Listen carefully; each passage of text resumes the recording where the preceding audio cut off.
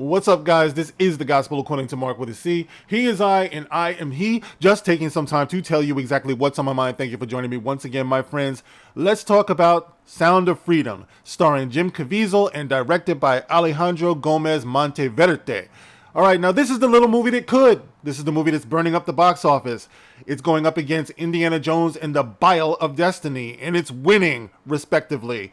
And listen, it's not that hard to see why. There's a couple of reasons why, all right? Number one, I think people are ready to start kind of investigating this awful truth that nobody really has wanted to look at. It's a terrible thing to behold because this deals with child sex trafficking, okay? And also, this is probably because Indiana Jones and the Dial of Destiny sucks. But on this side of things, let's talk about this movie right here. It's a timely message, all right? This is the world that we're living in, and there are more and more warning signs, and it's getting more and more impossible to behold, and thus we have this movie. Why are we having this movie at this time?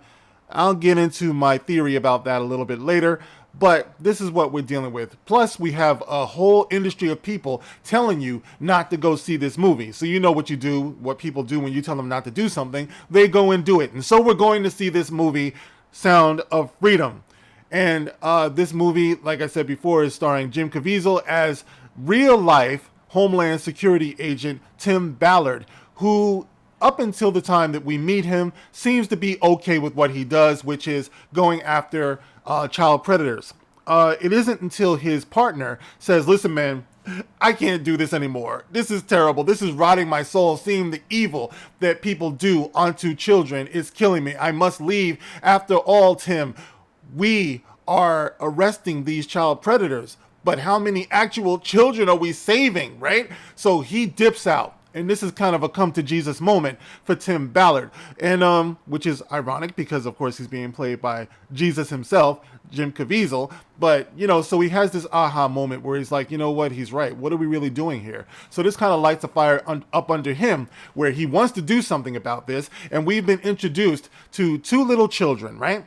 And their father, who is impoverished or in a different country and everything. He's like living in the lap of poverty. And I guess he's looking to maybe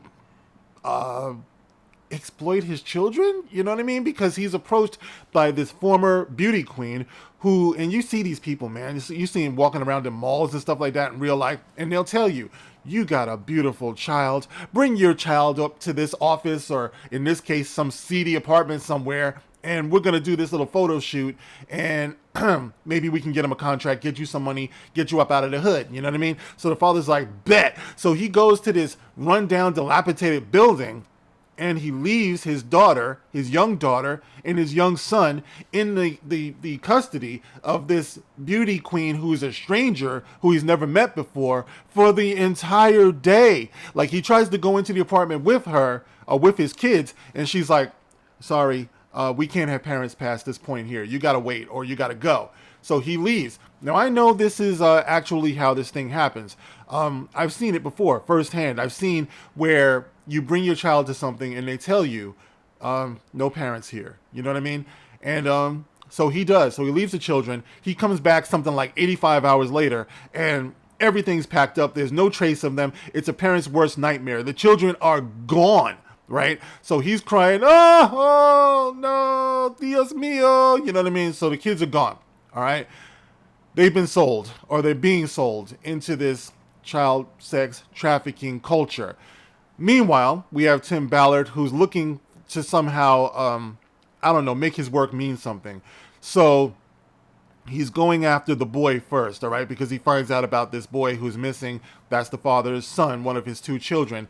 So he goes after the boy first. He finds the scumbag who's trying to get out of the country with this boy. So using the boy, now that Tim has got the boy, he realizes, or the boy tells him that his sister is still out there, gives him a little medallion, Timocito or something like that, you know, kind of appointing him as the girl's savior. Look, you got to save my sister. She's out there. Take this medallion, right? So Tim utilizes another person who's there. And this guy, he's doing this, or he wants to help people also, because he tells this really gripping story about how at the bottom of where he was going through some shit too. and he went to go get a prostitute. He got the prostitute, slept with the prostitute, realized that the prostitute was underage. He thought she was like over 25 or something like that. And he was mortified by the fact that he was part of that culture. So now he kind of dedicates his time to trying to make things right for what he did as well. So Tim works with him.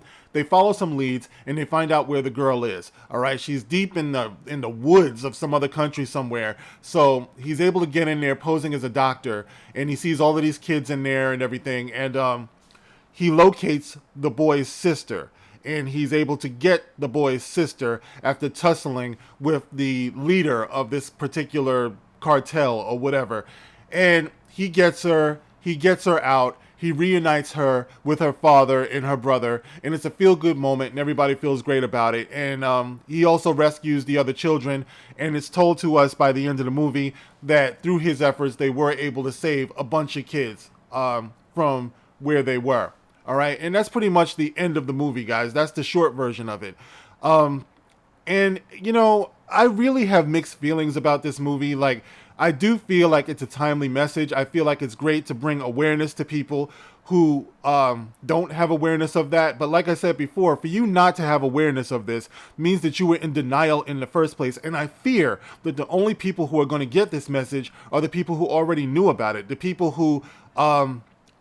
I guess it's kind of like preaching to the choir, in other words. You know what I mean? I'm really wondering what this movie is for. You know what I mean? Like, I think that most people know. Listen, we live in the age of cuties. We live in the age of Hunter Biden. You know, there's just so much out there that tell me that we as a society already do know about this. It's just a matter, like anything else, how much do we care about it? Like, that's the thing that's always plagued me, because I know, you know, for example, my mom always told me, because I've always been someone who talks about the truth, and she's always said, Mark, listen, everybody knows the truth. The question is, does anybody care? You know what I mean? All my life, she shut me down with that. People really just don't care, you know, except for the people who do. And for the people who do, I think movies like this, especially coming out of Hollywood, I'm sorry, guys, sometimes it makes me wonder, just thinking out loud, is this controlled opposition? Okay, this is a question. Okay, you guys know that I am all about conversation. Okay, so don't just dump on me because I said it. Okay, I'm just trying to ask yourself what purpose a movie like this serves when we're in the age of Hunter Biden, when we're in the age of all of these things going on in Hollywood. You have kids speaking out, or former child stars speaking out all the time about what their experiences were, the Nickelodeon kids, the Disney kids, all of this stuff. You're going to show me a story about sex trafficking, which Taken, by the way, a movie from, what is it, 2009, they actually tackled this. So when you got a like Rolling Stone, all of these people coming out, CNN, talking about this thing doesn't exist, sex trafficking doesn't exist. Well, it existed back in 2009. Nobody doubted this when it was the plot of Taken. You know what I'm saying? Nobody doubted all of these things when you had movies like Man on Fire, when you had you know, all of these movies or topics or shows that talked about this. Everybody knows that it's real. The question is, does anybody care? And now that the lid is seemingly being blown off of this thing, where you see signs of this all over the place, you get a movie like this, which is directing you away from the heart of things. You need look no further than the White House. You need look no further than churches. You need look no further than schools, what they're doing with our children in these schools. You need look no further than what's going on in our rotting country. If you want to right this wrong, that would be where you start, all right? But it makes me wonder when I see a movie like this and people are satisfied to say, there's the problem, it's over there. Now, sure, these kids are being sold out of the country. This is true. But man, there's a hell of a lot that's going on in our own system, what we have right here, our own trusted officials. So people are wondering, how could this movie get made? I think because it's primarily, I'm just, like I said, just throwing this out there, because it's directing us somewhere else instead of where we should be looking, you know, which is right under our noses, you know, our neighbors, unfortunately. You know, this is something that is, as the movie does rightfully point out, a multi-billion-dollar industry. And a lot of that money is being made right here. A lot of those children that are being exploited are right here. You know, so while I do admire them. You know, I admire Jim Caviezel, all the creative people who are behind this. Um,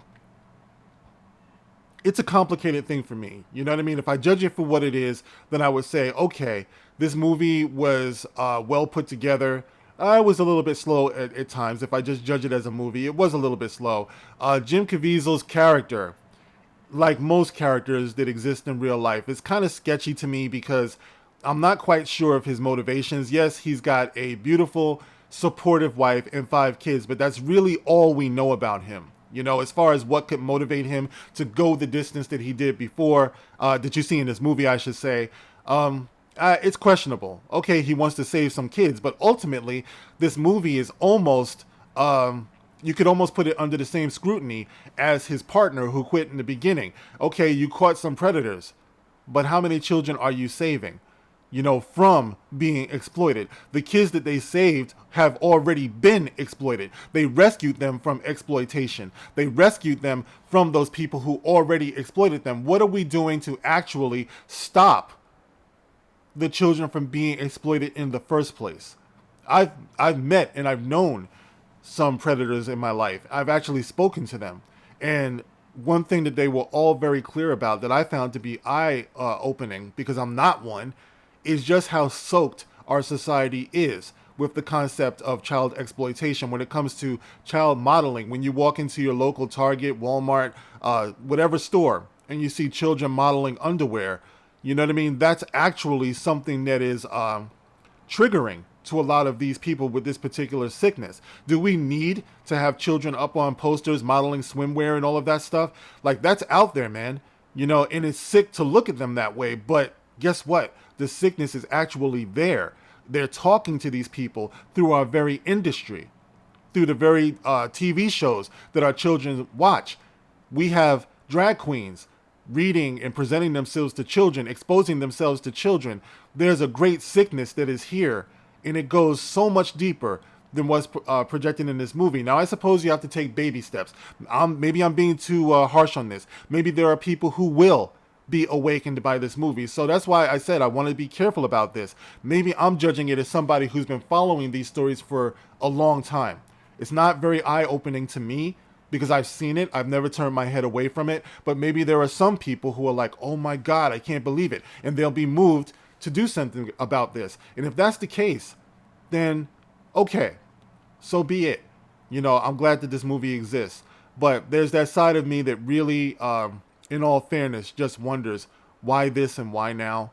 You know, but guys, like I said, you can get in the comment section and let me know how you feel about this. Have you seen the movie Sound of Freedom? I actually do recommend it to you. You know, I'm all for, you know, critical thinking and stuff like that. So by all means, go see it and come back and let me know what you think about this movie. What do you think can be done about this? What's the nature of it? And I'll be interested in hearing your thoughts. Thank you guys for listening. Thank you for watching. I'll catch you on the next one.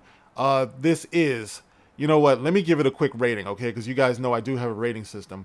I'm going to have to give this one, I'll give it 1 flush, all right? Just because of my concerns and my doubts. But it was a decently made movie with a decent performance, if not a little bit lacking in motivation from Jim Caviezel, who was the center and just about the sum total of the movie. But yeah, 1 flush out of 4 means that it's a good movie. It's just I had some things about it that, you know, I already stated. So once again, guys, thank you for listening. Catch you on the next one. This is The Gospel According to Mark with a C. Rock on.